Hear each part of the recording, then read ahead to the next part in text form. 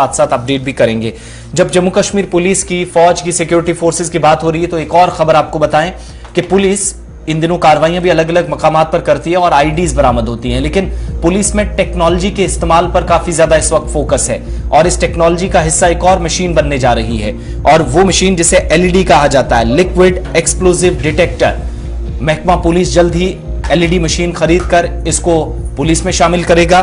कुछ प्राइवेट कंपनियों के साथ इतलात के मुताबिक अभी बात हो चुकी है जिनसे ये मशीन खरीदी जाएगी और जो जानकारी है कि पुलिस इस मशीन का इस्तेमाल उन ऑपरेशंस के दौरान करेगी, टेक्नोलॉजी का सहारा वहां पर लेगी जहां पर जो लिक्विड फॉर्म में अगर कहीं पर बॉम्ब है या धमाका की साजिश का पता अगर लगाना हो तो एलईडी का इस्तेमाल वहां पर पुलिस की तरफ से किया जाएगा। ये खुद पुलिस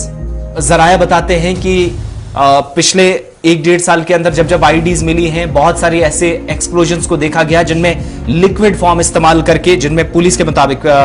15 सालों में पहली बार देखा गया कि 6 मार्च 2022 को 3 लीटर के आसपास कलर्ड लिक्विड एक्सप्लोजिव जो है वो श्रीनगर से बरामद किया गया। उसके बाद पुलिस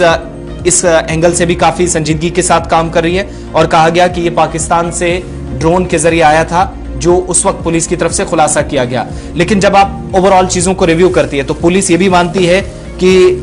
आज के वक्त में निट्रोग्लिसरीन का इस्तेमाल इस तरह के लिक्विड फॉर्म में एक्सप्लोजिव तैयार करने के लिए बनाए जाते हैं जिनको लिक्विड एक्सप्लोजिव, यानी एक तरह की आईडी है लेकिन इसमें लिक्विड फॉर्म होती है। लिक्विड फॉर्म का इस्तेमाल करके इस आईडी को बनाया जाता है। जिस तरीके से वायरिंग का इस्तेमाल, जिस तरीके से बाकी धमाका खीज चीजों का, मवाद का या डेटोनेटर्स का इस्तेमाल बाकी आईडीज में होता है जो आमतौर पर मुख्तलिफ इलाकों में प्रेशर कुकर में, बैग्स में कहीं और नस्ब कर दी जाती हैं, लेकिन वो आईडीज जहां पर कोई अगर इस तरीके से साजिश रची गई हो कि धमाका करना है लेकिन लिक्विड फॉर्म में चीजों का इस्तेमाल किया गया, जिनमें पुलिस एक का नाम ले रही है कि निट्रोग्लिसरीन, इसका इस्तेमाल और कुछ और साइंटिफिक नाम है। और इन चीजों को बताने के लिए लिक्विड बॉम्ब का ये जो चैलेंज है, पुलिस राय के मुताबिक मौजूदा वक्त में सिक्योरिटी फोर्सेस के सामने एक बड़ा चैलेंज है। सल्फ्यूरिक एसिड है, नाइट्रिक एसिड है, निट्रोबेंजीन है, एथेनॉल है, मेथनॉल है, जेट प्रोपेलेंट है, इसके अलावा मेथिल है, एथिल केटोन है। ये तमाम वो फॉर्म्स हैं पुलिस राय के मुताबिक जो